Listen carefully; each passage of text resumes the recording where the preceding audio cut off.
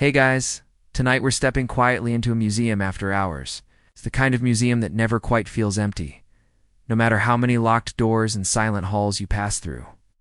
The air smells faintly of polish and paper-rolled wood wax. Mixed with cataloged parchment, you hear the soft tick of a clock somewhere above, steady as a heartbeat. The glass display cases ahead are dark, but the way the moonlight slips through high windows makes their contents glimmer in fragments bronze. Edges, stone carvings, a scatter of pale ivory. You're not supposed to be here, of course. You probably wouldn't survive long if the night guard caught you skulking around with your hands in your pockets and your eyes darting. It's left and right like a bad detective in a B movie. But here you are anyway, padding softly down the marble floor, every footstep magnified in the hush. So before you get comfortable, take a moment to like the video and subscribe, but only if you genuinely enjoy what I do here. And I'd love to know where you're watching from. Drop your location and the local time down in the comments. Now, dim the lights, maybe turn on a fan for that soft background hum, and let's ease into tonight's journey together. The museum is different at night. By day, it's filled with children pointing at dinosaur skeletons, tourists posing for blurry photos, and people whispering facts they half remember from documentaries. But now, with no chatter, the artifacts seem to whisper their own truths. A chipped amphora looks less like broken pottery and more like a survivor. A cracked sword doesn't just hang, it leans towards you, as though it remembers who last gripped it. Mainstream fact: museums have always been keepers of odd stories. From the earliest cabinets of curiosities in Renaissance Europe, collectors gathered not only items, but also tales to make them seem more valuable. A coin was worth more if you could claim it had once bought Caesar's lunch. Fossil was more impressive if you whispered that monks thought it was dragon's teeth. You pause at a dimly lit case tucked in the corner. It's filled with the kind of items most visitors pass by: fragments of bone, a child's shoe hardened into leather, a broken idol with its nose rubbed smooth by centuries. These are not the postcard artifacts. They're the ones that seem to hold silence like water in a jar. The label says little dates, provenance, the usual academic tone. But the guard who locked this case last week may have muttered, "Don't stare too long." Quirky tidbit: some museums keep artifacts out of public display, not because of conservation concerns, but because staff themselves claim they bring bad luck. In the British Museum, there's a story of a cursed Assyrian relief that supposedly made guards ill. In New Orleans, a voodoo altar is kept carefully sealed away, not because curators doubt its history, but because they've been warned not to touch. These objects become whispered exhibits, shown rarely, handled less, yet remembered more vividly than the golden crowns in the main hall. Historians still argue whether the idea of cursed artifacts reflects actual superstition or clever marketing. After all, a mummy's hand is macabre enough on its own, but add a story of explorers struck by illness, and suddenly it's irresistible. Did Victorian collectors invent curses to thrill their guests? Or did enough odd coincidences accumulate to convince people the objects had a will of their own? The debate continues, straddling anthropology, folklore, and psychology. You step deeper, your hand brushing cool stone balustrades as you pass. The hall narrows, lined with smaller rooms. Behind glass, masks glare with hollow eyes, their shadows stretching tall. Carved staffs lean in corners, still seeming to hum with ceremony.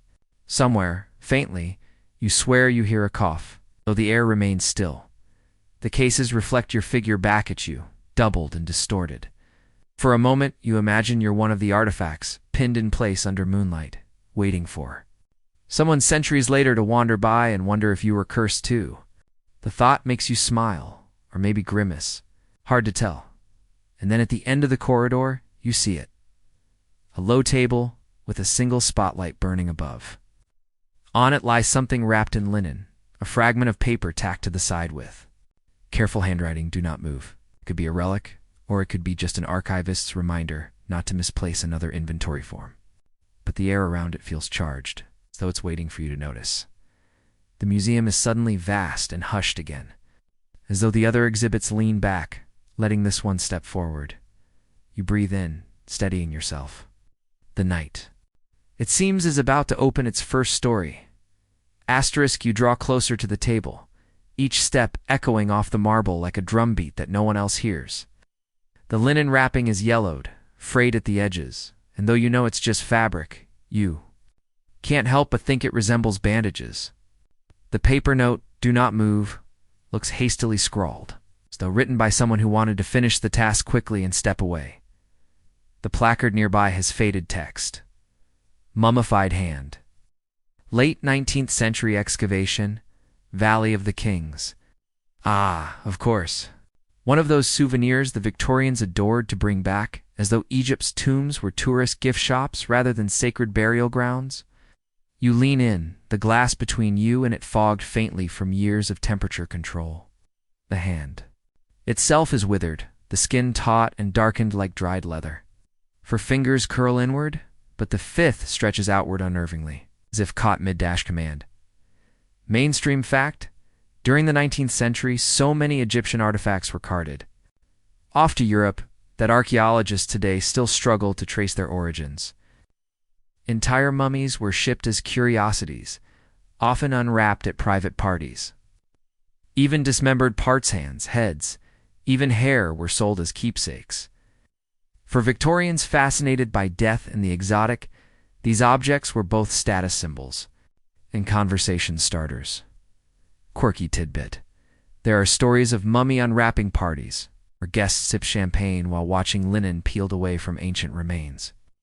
More than one guest is said to have fainted dramatically into their crinoline skirts. And in some darker accounts, attendees swore afterward that shadows lingered at the edges of their homes for weeks, or that dreams grew restless. Full of sand and suffocating darkness, historians still argue whether the infamous mummy's curse that supposedly plagued British explorers was the result of imagination, microbes, or publicity. When Lord Carnarvon died shortly after the discovery of Tutankhamun's tomb in 1923, newspapers leaped at the story, claiming ancient wrath. Skeptics pointed out he likely died of an infected mosquito bite. Still, the timing was juicy enough to make headlines, and the curse became its own kind of artifact, traveling the world faster than any sarcophagus. Here, in the hush of the museum, the hand seems to pulse with those layers of legend. Did it belong to someone who once wielded authority, commanding servants or scribes with the same outstretched finger? Or was it taken from a nameless laborer, stolen from eternal rest to decorate a collector's parlor? The silence refuses to answer. A draft slithers through the corridor, stirring the linen edges. Of course, you know it's only the air conditioning kicking on, but for a moment it feels like breath. Your reflection in the glass shifts, and it almost looks like the hand is pointing past you, directing your attention to something waiting in the shadows behind. You turn sharply, just stone columns, just the same empty marble floor. Still, you take a step away. Gentle joke: if you brought your modern phone in here and tried to take a selfie with the mummy's hand, chances are the flash would reflect, and the result would look like you're being photobombed by a very cranky raisin. It's not exactly Instagram-worthy. Still, you can't shake the weight of the stories. Guards have whispered about this particular display. One claimed his flashlight died the moment he passed. Another swore he heard tapping on the glass like fingernails brushing from the inside. No reports ever made it into the museum catalogs. Of course, professionalism and curses don't mix well in annual budgets. But the murmurs persist. You lean back and notice another placard hidden behind the case. A curator's note reads, "Acquired 1893, removed from display 1927, stored to collection 1978." Which means for half a century, the hand lay tucked away, unseen. Perhaps because of conservation needs. Or perhaps because someone decided the public didn't need nightly terrors. Historians still argue whether museums reintroduce such pieces for scholarship, tourism, or sheer bravado. Was it about education, or simply about drawing crowds with whispers of curses? Either way, here at rest sits, outstretched finger eternally summoning stories. The light above flickers briefly, simple electrical quirk, but you catch yourself glancing at the ceiling, then back at the glass. The hand is still, of course, but the idea has already rooted itself, that some objects do not sleep as easily as we wish them to. And with that thought, you You find your own feet sliding backward, eager to see what waits in the next gallery. Hand stays behind, silent, but you swear its finger continues to point even after you've turned away. You leave the mummy's hand behind, though it takes a surprising amount of willpower not to glance over your shoulder. The next gallery is quieter still, the ceiling higher, its vaulted arch echoing the hush like the inside of a church. Rows of cases gleam faintly in the dim light, but one in particular draws you larger. Framed with carved wood rather than sterile metal, as though it was meant to impress long before electricity was invented.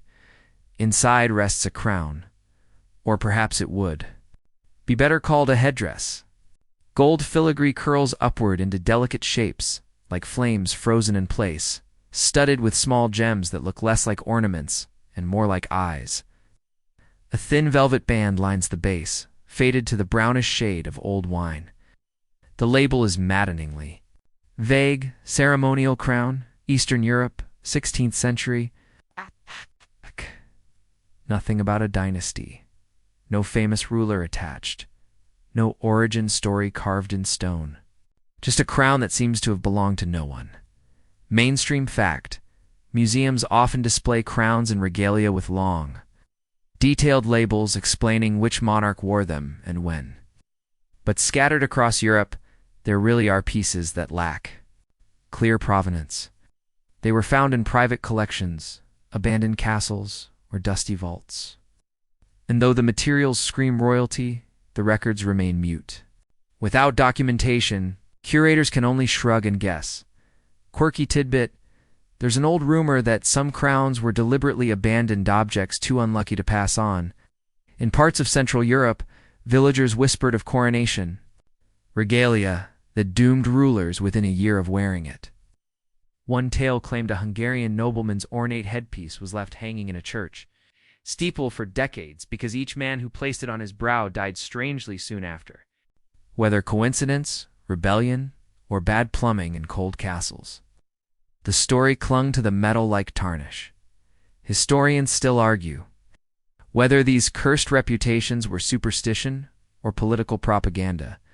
After all, if you want to discourage a rival from taking power, what better tactic than spreading the rumor that the crown itself wants them dead? An unlucky coronation makes for compelling theater and a very effective deterrent. You lean closer, the gems catching just enough light to shimmer, though their color is odd. They're not the dazzling red of rubies or the deep green of emeralds. Instead, they're cloudy, shifting in hue as though they're never quite one thing. For a second, you'd swear one of them glinted blue and pale, then back again. Like a mood ring trying to send a message. The guard who told you earlier about the mummy's hand once muttered something about this crown too.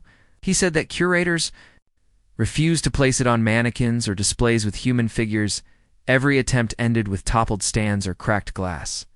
One even joked, it refuses a head.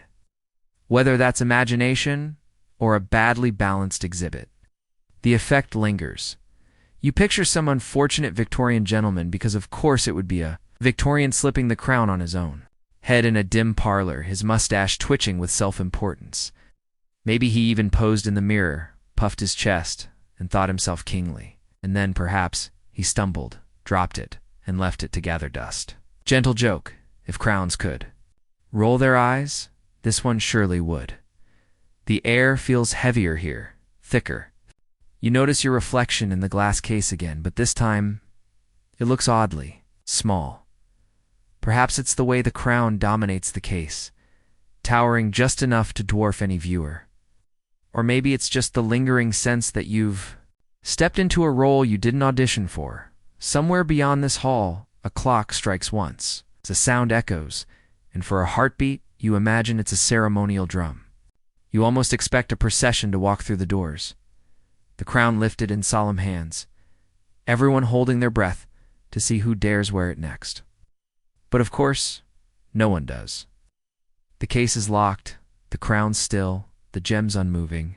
Historians still argue whether such artifacts hold true curses, or if human psychology simply paints unease onto shiny objects we don't understand. The truth is, no matter how rational you want to be, met standing in front of a crown with no clear owner, you can't help but think, Maybe it's ownerless for a reason. You step back at last, the case fading into shadow. But even as you walk away, you feel a faint weight on your brow, like the ghost of velvet and metal resting there. You shake your head quickly, hoping it will fall away like a cobweb. Asterisk. You rub the imagined weight from your brow and drift farther into the hushed museum. The next gallery narrows, lined with dark wood panels that seem to soak up the moonlight rather than reflect it. Here, the atmosphere feels less like treasure and more like memory paintings. Portraits, canvases that watch you with pigment instead of jewels, and tucked into the corner, where the shadows gather thickest, hangs a portrait that makes you pause.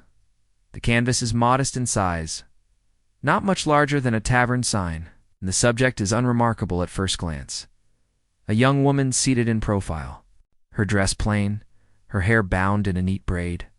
Her hands rest on her lap, fingers laced as though she is waiting for something or someone. The plaque is brief. Anonymous sitter, 18th century, oil on canvas. But the expression on her painted face is anything but anonymous. Her eyes seem damp, her lips pressed thin as though she has just stopped crying. Mainstream fact. Many museums hold vast numbers of orphan portraits, paintings whose subjects were never identified, for every famous monarch or noble displayed. In gilt frames, there are dozens of unnamed sitters whose likenesses were preserved without context. Their mystery unsettles, especially when expressions are ambiguous: joy, sorrow, fear, all locked into strokes of paint. Quirky tidbit. This particular painting has a quiet reputation among staff. They call it the crying portrait, not because the figure weeps in oil, but because more than one cleaner guard or late-night researcher has sworn the eyes glistened as though wet, or that faint streaks appeared on the cheeks that weren't there before. One even claimed that a cloth used to dust the frame came away damp, though of course nothing was ever officially recorded. Historians still argue whether the unsettling atmosphere of such portraits comes from artistic technique chiaroscuro. Shadows, too bright highlight soar from the human mind's tendency to animate faces. Trick of light becomes movement. A glossy varnish becomes tears. But the persistence of the stories gives the painting a reputation that science alone doesn't erase. You lean closer, studying the fine cracks in the varnish, the brush strokes along the curve of the cheek. The surface has aged, yellowed slightly. With time, yet the eyes remain vivid blue-gray, sharp even in the low light. For a moment, you could swear the pupils expand, like a sigh slipping across her face. Your breath hitches, though you tell yourself firmly it's only shadow shifting as clouds cross the moon outside. Gentle joke. If you tried to hang this portrait in your living room, your guests would either avoid sitting near it or start telling you unsolicited ghost stories about their exes. Definitely not the right vibe for a cheerful dinner party. You notice something else. Unlike most portraits, there are no props, no landscape, no jewelry or books to signal status.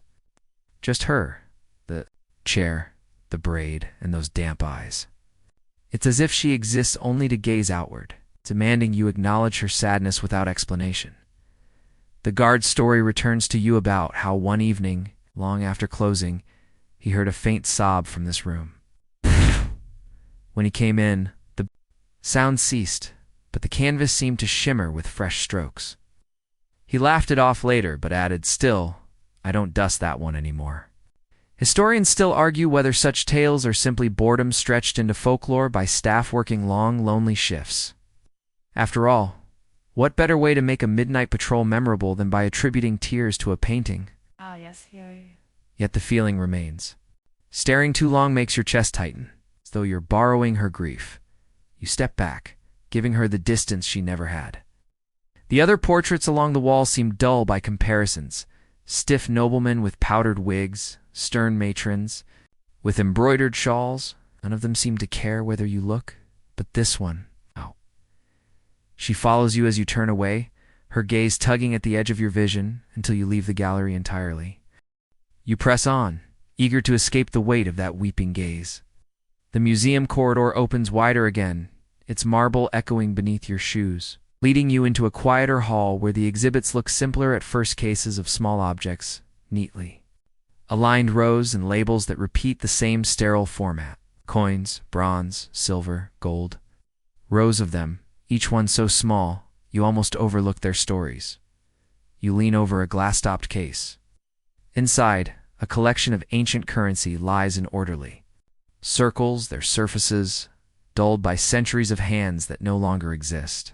Some are Roman denarii, others from Greek city-states, still others marked with strange emblems from places long vanished from maps. And yet, the label beside this particular set hints at something unusual.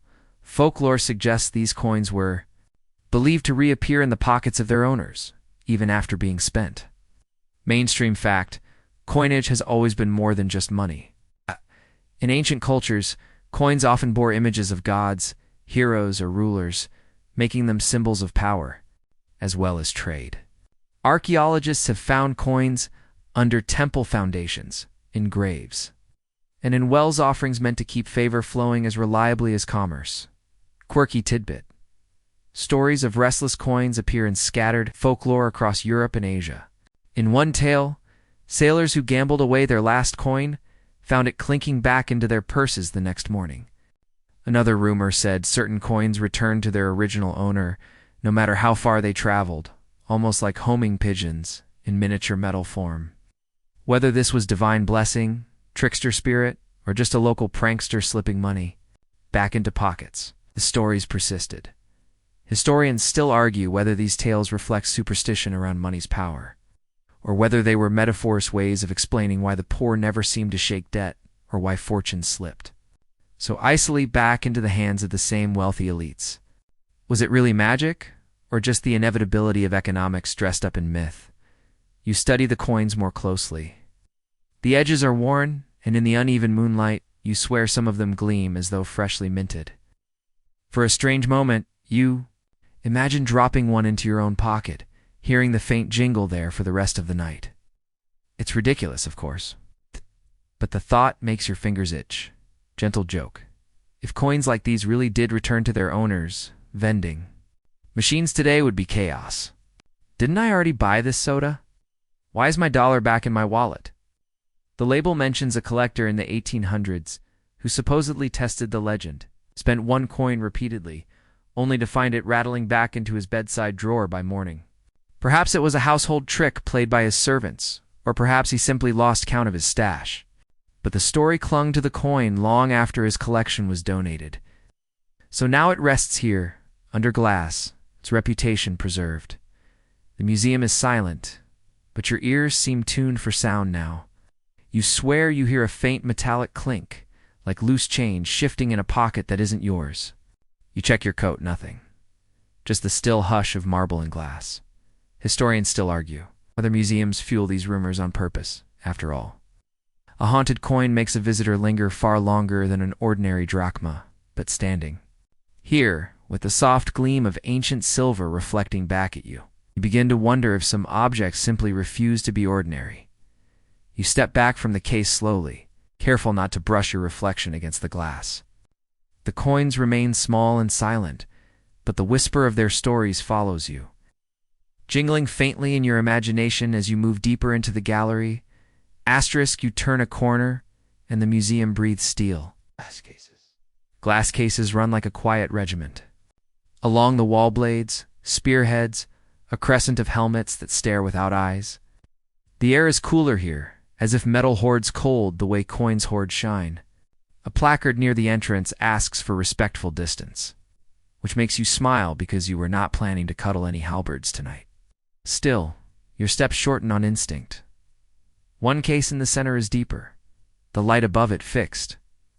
Like a tiny moon, inside lies a sword whose line is so clean, it seems like a drawing straight back. Narrow fuller, a hilt wrapped in darkened leather, gone smooth with hands that forgot to stop gripping. No name on the label, only Crusader period arming sword, 12th–13th century, excavated near a river crossing. The pommel bears a faint cross scratched into it, less decoration than a quick, urgent mark. Mainstream fact: people in the Middle Ages named weapons and spoke to them. Chronicles preserve swords with reputations. Durand, while less famous blades still earned prayers or blessings before battle. Blades were tools, yes, but they were also companions in a world where the line between the practical and the enchanted was thin as a sharpened edge. Clergy blessed banners and weapons. Owners dedicated swords at altars. Steel and soul shook hands. You watch the sword longer than you mean to. It refuses to be only an object. It radiates a kind of momentum, as if even resting flat it remembers. The arc of a swing. A small card taped to the inside of the case catches your eye, handwritten like a muttered aside. Do not reposition hilt. You tilt your head. Wouldn't dream of repositioning anything through glass, but the note implies someone did. Or that the hilt enjoys rearranging itself when no one's looking. Gentle joke. You picture a night crew chasing a sword that insists on angling itself photogenically, like a diva refusing a bad side. Quirky tidbit, more than one museum records after-hours tales of restless weapon spears found tipped the other way, a dagger discovered on the opposite side of its mount, a helmet rotated a few degrees from yesterday. Conservationists blame subtle vibrations, temperature shifts, even the minuscule flex of display mounts. Guards offer different theories. It's just stretching its legs.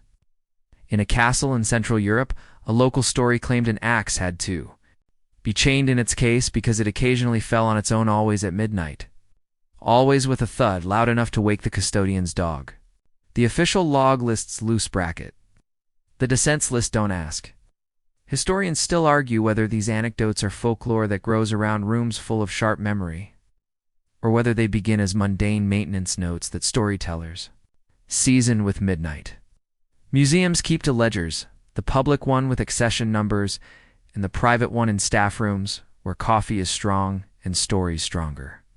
Somewhere between them, restless steel earns a reputation. You move to the next case? A cluster of spearheads, edges like frozen rivers, their sockets flared and dark. One bears a nick deep enough to catch the light. The label mentions marshland dredging, peat preserving iron as if the earth itself were a scabbard. A smaller note reads, local tradition insisted these spears were never to point toward the door. You glance at the door. Spears, obedient tonight, angle inward. You're not superstitious, but you prefer them that way. Another case holds a dagger with a patterned blade, watered like silk. The pattern ripples under the light damask steel. Woot's technology wrapped in beauty. A tag mentions its journey. Traded and gifted across courts until it ended in a Victorian cabinet where a child pricked a finger and a family declared the thing ill-favored. It was donated the following week. You can almost hear the matron, we are not keeping the sulking knife. Gentle joke number 2. You make a mental note if an object sulks. Do not add it to your home decor. Mainstream fact ripples alongside. Pattern welded and crucible steels weren't just pretty faces. Their microstructures gave strength and resilience, making the blade hold an edge and flex without snapping. The mystery of such metals traveled with the weapons, and mystery invites myth. Owners who survived impossible scrapes credited steel with will. Survivors write stories. Stories make reputations. You notice a thin ring of ash-colored beads tucked into a corner of a case, looped around a hilt. Not part of the weapon, surely a curator's afterthought? No label explains it. A guard once told you some staff quietly. Salt exhibits with apotropaic tokens a sprig of rohan tucked behind a mount. A chalk cross scuffed under a plinth measures to soothe colleagues more than spirits. Historians still argue whether such practices are conservation superstition, or a heritage of older beliefs that cling to trades. Either way, the beads sit there like a whisper, cleared its throat, and no one answered. You lean closer to the crusader sword again and catch something subtle, a hairline crack in the case glass, radiating from a screw like a stopped lightning. BOLT. A note below it. Damaged during transport. Glass replaced 2009. The case is clearly new. The crack preserved in the photo is small, but the story around it is large. The curators kept the image as if to say, the sword did not like being moved. The mundane explanation? Poor packing. Strapped too tight sits beside an older instinct. Steel prefers to rest where it chooses. Gentle joke number 3 arrives uninvited. You imagine the sword negotiating with the registrar? Fine. I'll go to the new gallery. but only if I get better lighting and no toddlers tapping on the glass. You drift to a wall of labels discussing ritual decommissioning. Mainstream fact: weapons were sometimes killed, ritually bent, broken, or buried to remove their danger or to gift them to gods. In Norse bog deposits, spears were snapped before sinking. In Roman sanctuaries, enemy swords were nailed. Up as trophies, their edges turned to memory. Decommissioning recognized something people felt: that objects used in heat and peril absorb a charge, and a ceremony helps release it. Historians still argue whether the sense of charge is psychological. Human tendency to project feeling onto the tools of fear war weather, repeated use builds an association powerful enough to unsettle any room. Museums preserve those associations. Inadvertently, glass holds the form. Labels hold the rumor. You stand between them, the translator who wants both science and hush. A final case holds a hilt with the blade long lost. It's plain iron wrapped in wire. Nothing remarkable, save the small notch where a thumb once rested. The label speaks a little poem of absence. Recovered from field, blade unlocated. You touch the glass and match your thumb to that notch. Through the pain, for an instant you have the oddest sensation that your own pulse leaps across the absence, that the missing length of steel traces itself in air, then vanishes as your hand falls. Behind you, the ventilation sighs. Somewhere, a door clicks. You realize your shoulders are stiff from standing too long, as if waiting for something to move that stubbornly refuses to. You breathe out, and the blades stay asleep. Walking away, you think of the mummy's hand pointing, the ownerless crown. Refusing a head, the crying portrait's varnish glimmering, the coins that won't stay gone. These weapons fit right in objects with temperaments, reputations, and in a staff bulletin board's worth of cautionary notes. The rational part of you files everything neatly: vibration, temperature, display fatigue. The rest of you, the part that listens for midnight noises, nods to the cases and thinks, rest well, as you cross the threshold into the next gallery. The sword's pommel cross catches a last shard of light and throws it after you, just a pinprick, a farewell or a reminder. You don't look back. You don't need to. Some edges insist on being felt even at your back. Asterisk, you leave the steel behind, and the museum warms again wooden floors. Velvet ropes, a hush that smells faintly of beeswax and old paper. The next room is small, almost polite, as if it would rather not compete with swords and crowns. Cabinets line the walls, each filled with objects that don't shout. They gleam. Snuff boxes, miniature portraits, little travel cases with secret trays. And in the center, on a waist-high plinth, with its own cone of light, sits a mirror. Not a grand, solid-sized mirror. This one is intimate. A traveler's mirror no bigger than an open hand, hinged inside a battered leather case. The glass is a little cloudy, freckled with tiny black comets, where the backing has bloomed and retreated. The label keeps its composure. Pocket mirror. Tin mercury amalgam silvering, 17th-18th century. Provenance, uncertain. Donor's note. Returned to me repeatedly. Returned how? By post? By conscience? The card offers no gossip. But the donor clearly did. Mainstream fact. Before the 19th century's chemical silvering, most European mirrors were made with a layer of tin amalgamated with mercury behind the glass. The technique, closely guarded by Venetian workshops and imitated across the continent, produced a bright surface that darkened with time. Those tiny black stars foxing are the visible scars of a mirror aging. Later, Justus von Liebig's 1830s process plated glass with silver, safer and shinier. Though not half as romantic as mercurial secrets ferried across canals at night, you angle your face toward the little circle. The room's light narrows until it's just you and a pale oval reflecting back. It's your face, obviously, but not quite like a sketch of you drawn by someone who caught you mid-blink. The glass bows the world slightly. You look both nearer and older, as if the mirror compresses time along with distance. The case has a smaller card tucked under the hinge. It's a handwritten warning that looks recent. Do not polish glass. Conservation, sure, cleaning can strip. Fragile silvering, but the phrasing reads like superstition in a cardigan. Do not polish, do not wake. Quirky tidbit. Mirrors have long doubled as instruments of divination. Renaissance occultists gazed into shoe stones, black mirrors of obsidian, or highly polished cult to scry visions. In Victorian parlors, spiritualists sometimes draped mirrors during seances, fearing they might admit unwelcome guests. Even in everyday morning customs, people in parts of Europe covered household mirrors after a death so the soul wouldn't be startled or trapped. You picture a bustling kitchen paused, linen pinned over gilt frames, lights softened until grief could pass without seeing its own reflection. You tilt the little mirror a hair to the left, and the room bends around its edge. A glint of the sword. Gallery you just left, the ghostly wedge of a gilded frame, the moonlit smear of the corridor beyond. For a breath you see a slim white shape where no one stands. Just the highlight of a column catching in the glass, but your pulse misreads it as a figure at your shoulder. You turn. No one. The mirror faces forward again with admirable innocence. Gentle joke number 1. If this thing had a setting, it would be Ad's 10 Ghosts.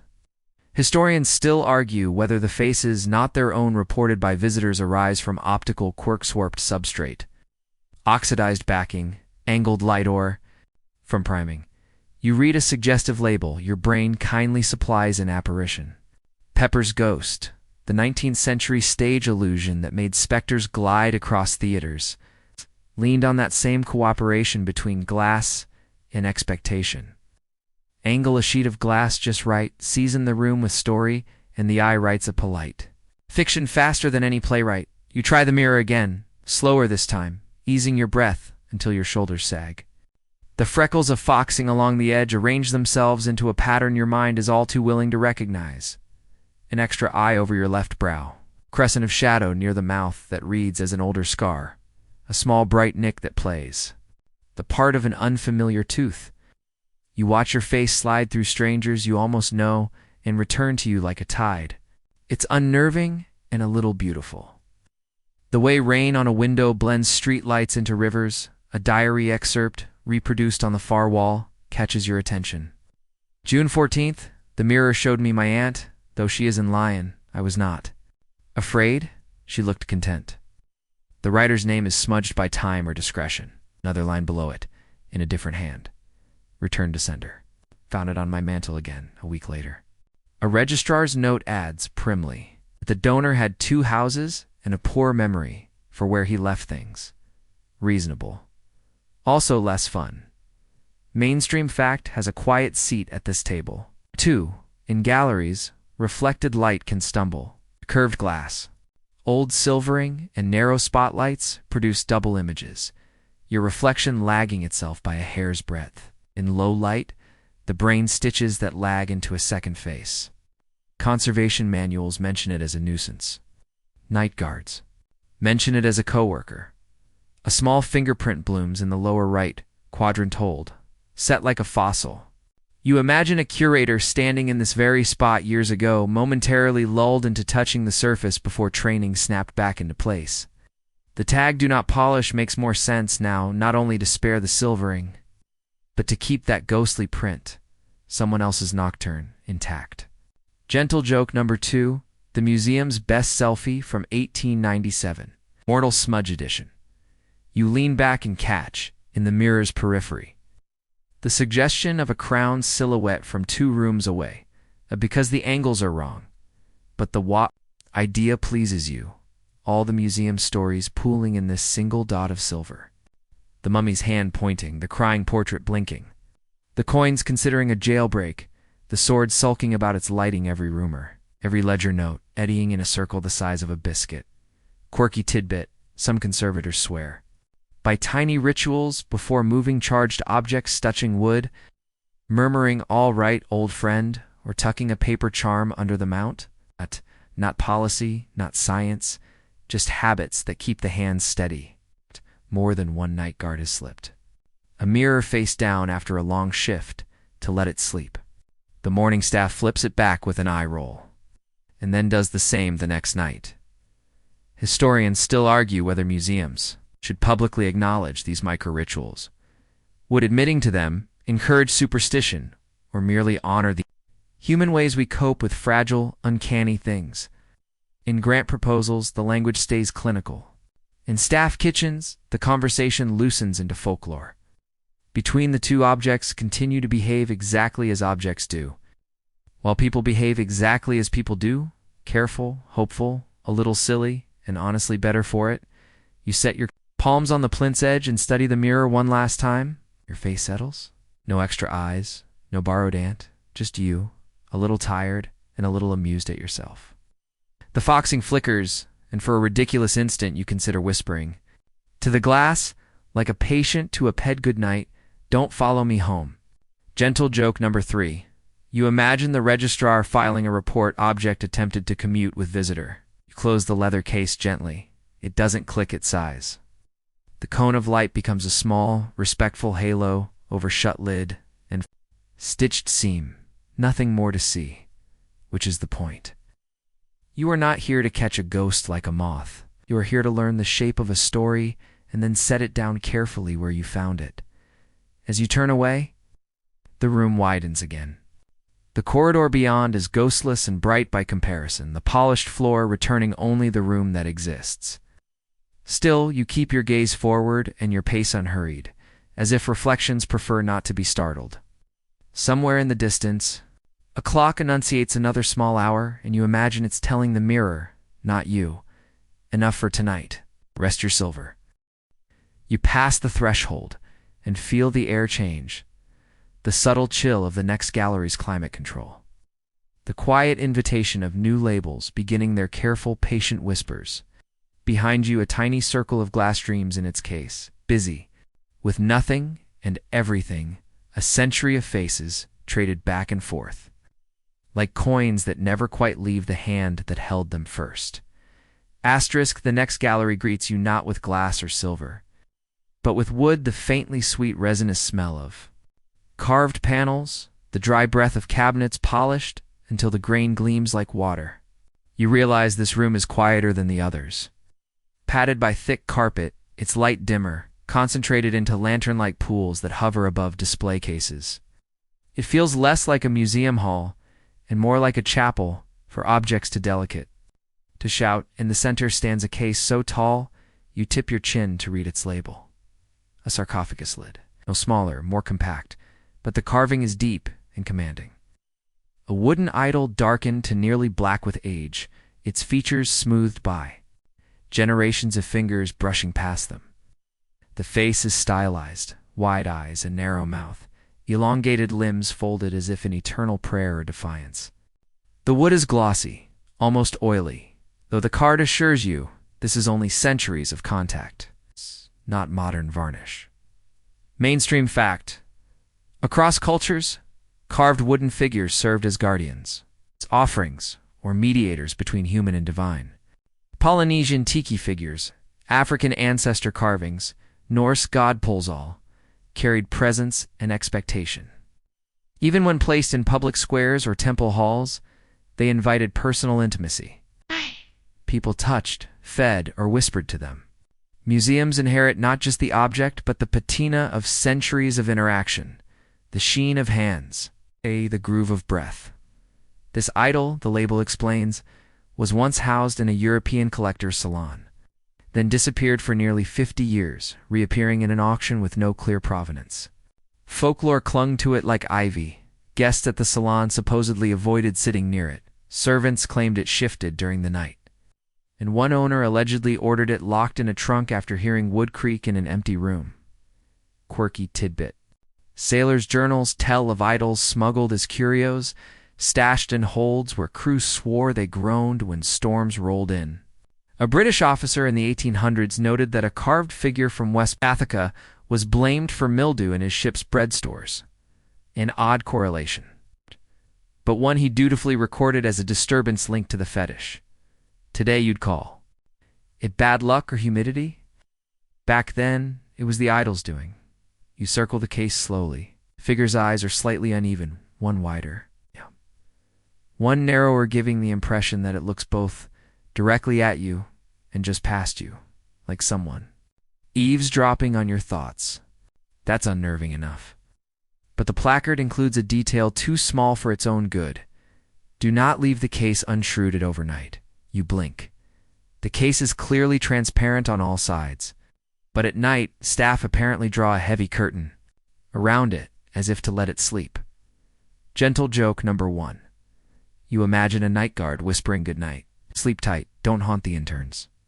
It's funny until you realize someone probably has whispered exactly that. Historians still argue whether such rituals stem from conservation. Needscloth helps regulate light and dust, or from quiet. It's acknowledgement that some objects refuse to be mere furniture. Should museums embrace those habits as heritage, or should they deny them to maintain scientific dignity? Either way, the curtain is folded nearby. Waiting like a blanket for a child who dreams too hard, you lean closer and notice something the glass nearly hides. A shallow nick across the figure's chest. The label doesn't mention it.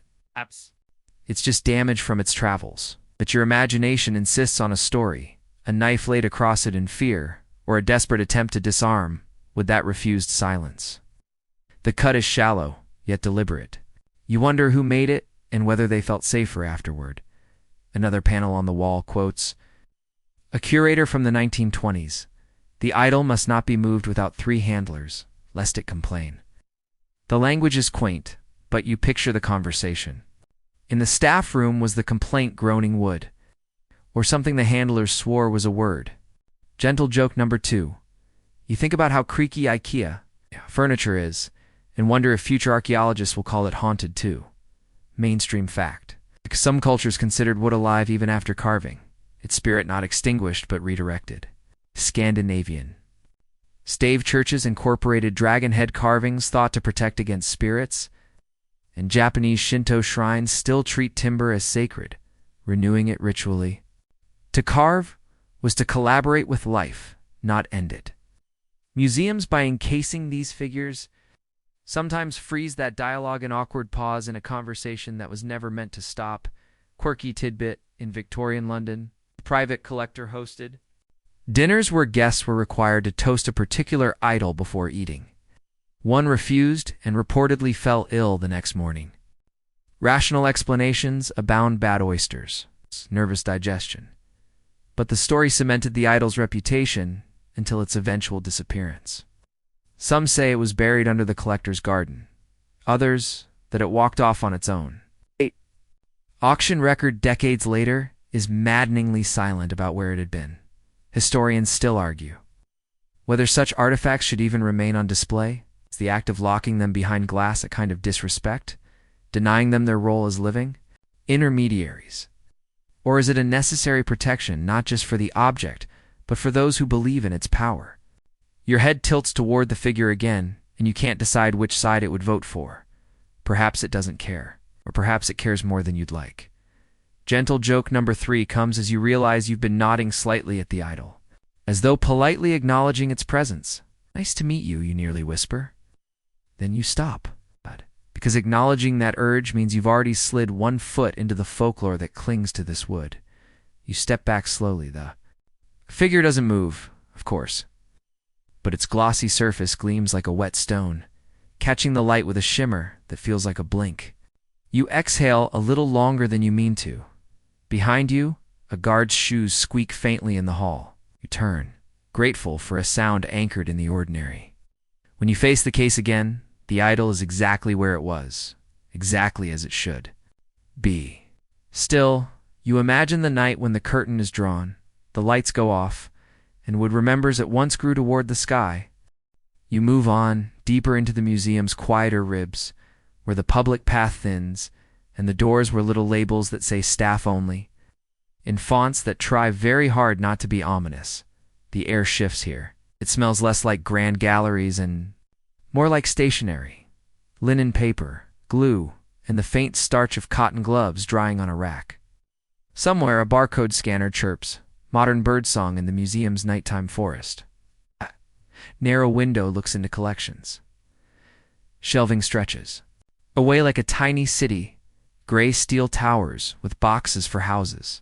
Each box bears a number that is, apparently, the object's true name.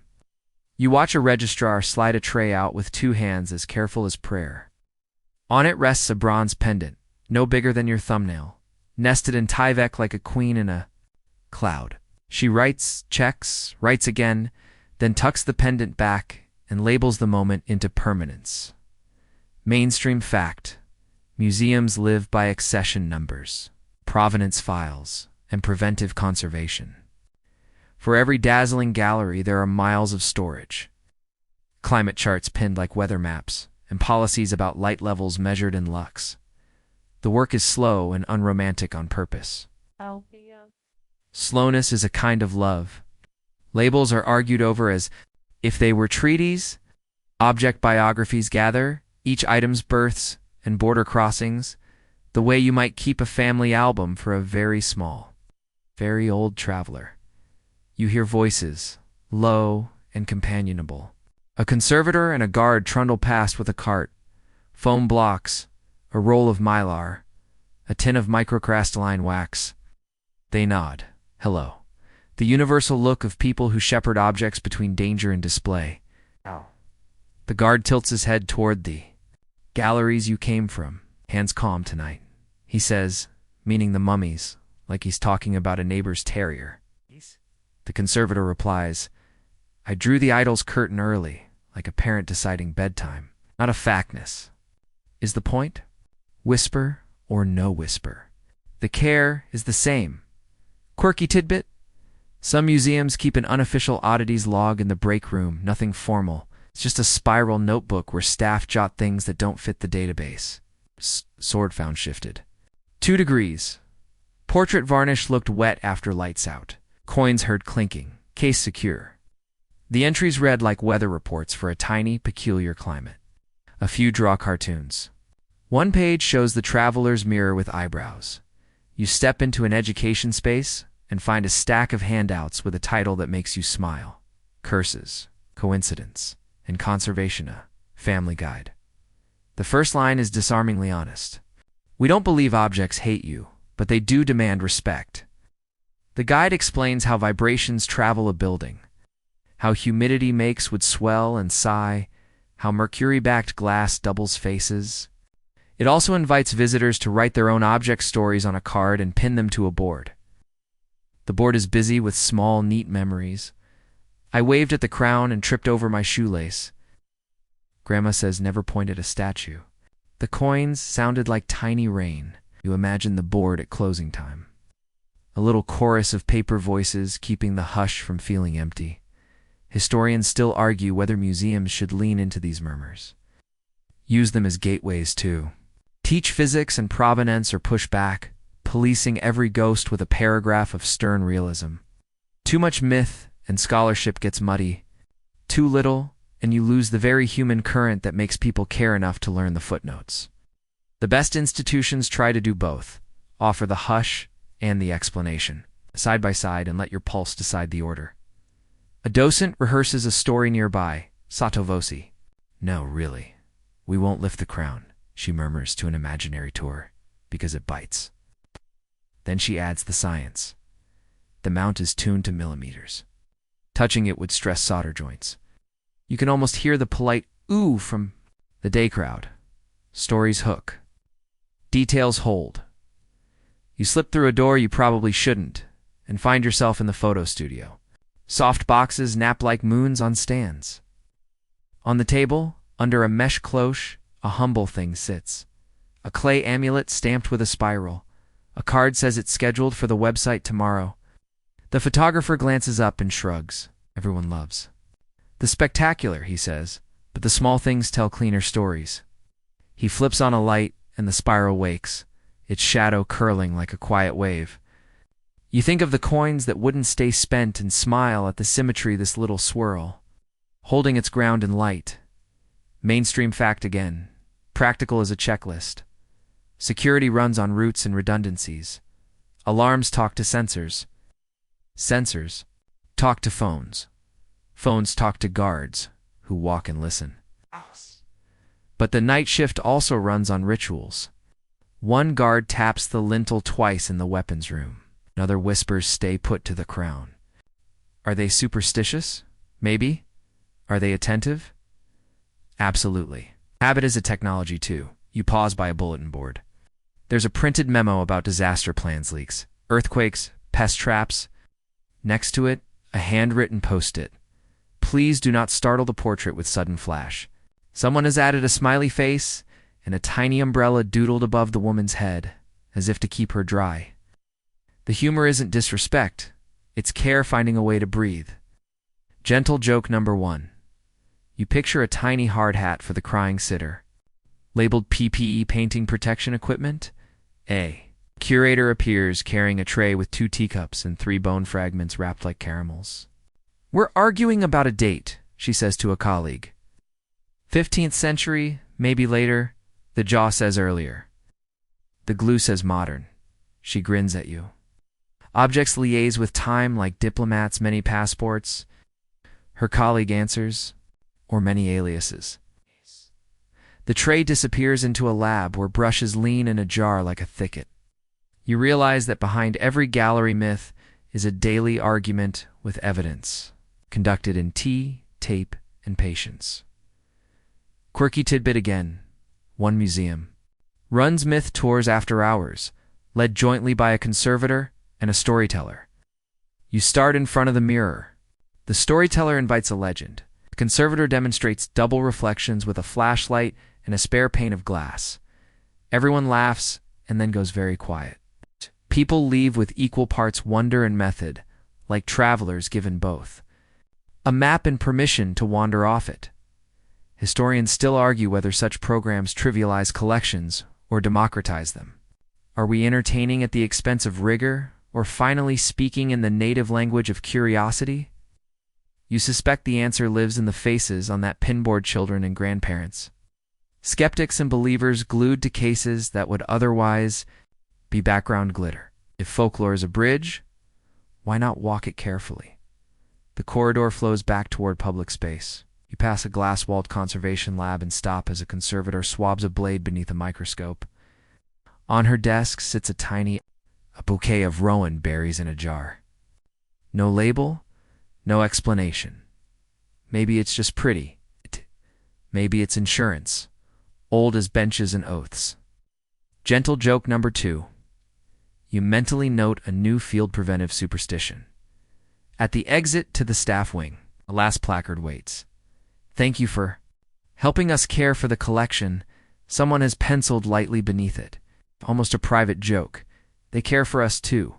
You think of the hours you've spent listening to cases whisper their policies and their legends of the mummy's hand pointing. It's the ownerless crown refusing a head, the portrait that borrows a little shine from tears, the coins that jingle.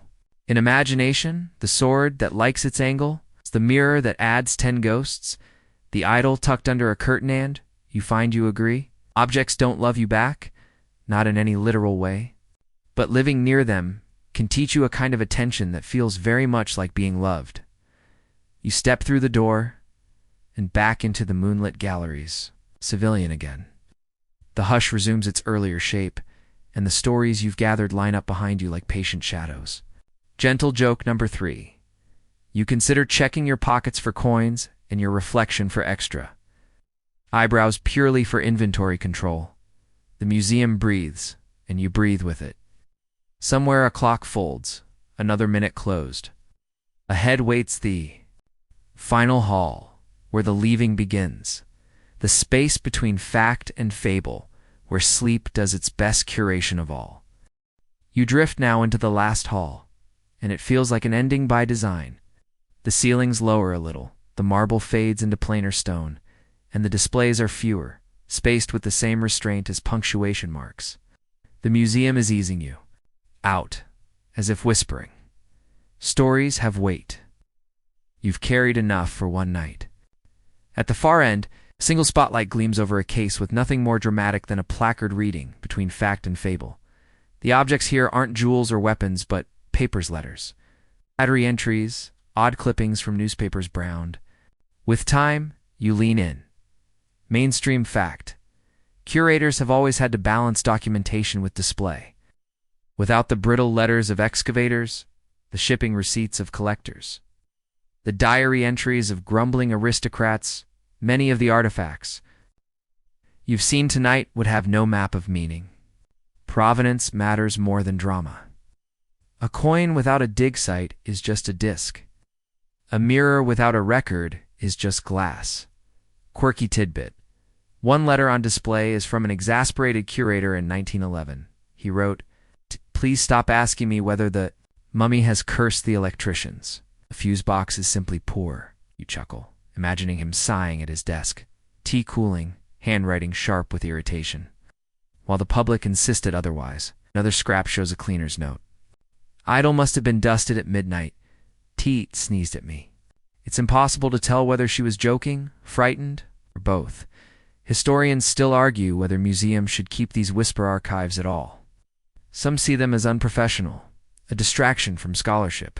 Others insist they're part of the object's biography, the intangible baggage that gives artifacts their unusual pull. Are you preserving superstition, or simply documenting human response? The debate folds into itself like two mirrors facing one another. Endless and unresolved, you sit on a bench at the edge of the hall, letting your eyes wander from one frame to another. The coins that wouldn't stay spent, the weeping portrait, the crown that chose no king, they all feel lighter now. Stories balanced on paperwork, like birds perched on branches. They are both more real and less frightening once you've read someone else grapple with them.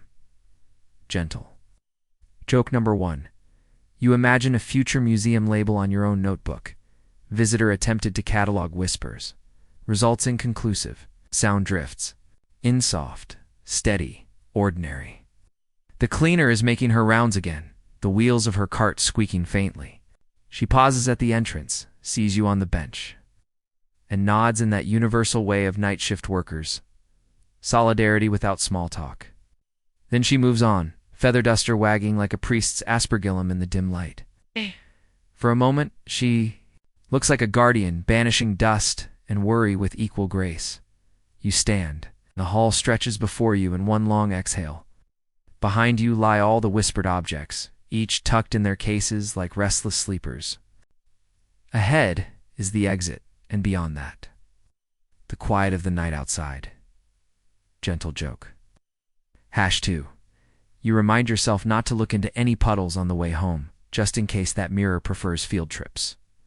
The doors open softly, and the night air greets. You, cool and damp, smelling faintly of stone and street lamps. You step out, leaving the hush behind, but the memory follows, clinging to your shoulders like a borrowed cloak. The museum doesn't own its stories any more than you do. Their shared past, whispered, doubted, retold curses and comforts. Braided together mainstream fact, every culture has had objects they feared and cherished, sometimes in the same breath. From Greek curse tablets to Japanese tsukumogami, from Viking swords with names to relics locked in cathedrals. Humans have always wondered if objects can carry echoes of the living. It is one of the oldest questions, as old as a stone tool, that feels too sharp, too clever, to be only stone. Quirky tidbit. A recent survey found that a surprising number of museum staff admit to speaking to objects on late nights. Just a word, a nod, sometimes even an apology.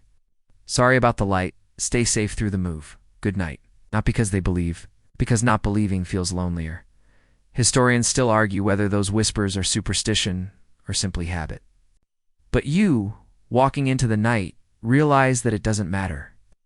The line between fact and fable is where the most human truths live our need for story. For meaning, for the comfort of believing that even inanimate things can see us care. For us, or at least keep us company. Gentle joke number 3.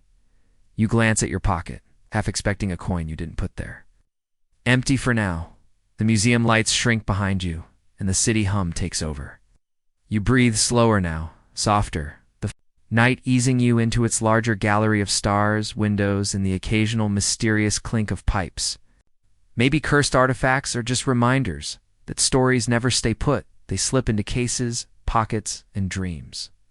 And tonight, they slip into yours. Asterisk. And now, as you let the last echoes of those museum halls fade, soften your breathing. Slow it down. Imagine yourself back on that quiet bench in the final gallery. The air cool, the lights dim, the whispers softened into nothing more than memory. You can almost hear the faint creak of wood, The sigh of cloth curtains being drawn, the tiny shuffle of a guard making rounds. Each sound is far away, distant, gentle, fading.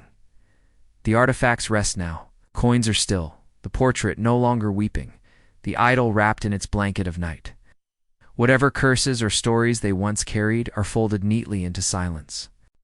Safe under glass, safe under layers of time. You don't need to hold them anymore. They're back where they belong, and you're free to drift lighter. The night outside stretches wide, cool, and forgiving. Imagine stepping into it one last time. But this time, the air doesn't cling with weight it supports, like a hand beneath your back. The stars above are steady and calm. Not omens, not curses, just quiet companions. Let your eyes grow heavy, your body sink deeper into comfort. There is nothing left to explore tonight. No coins to count, no mirrors to check. Only rest. Only stillness. If stray thoughts come, let them move past like visitors in a corridor. Walking onto another gallery you don't need to follow. Your mind can close its doors for now. Lock the cases. Dim the lights. The stories will wait until tomorrow. Tonight, you are safe. Tonight, you are at peace. Tonight, the hush is yours.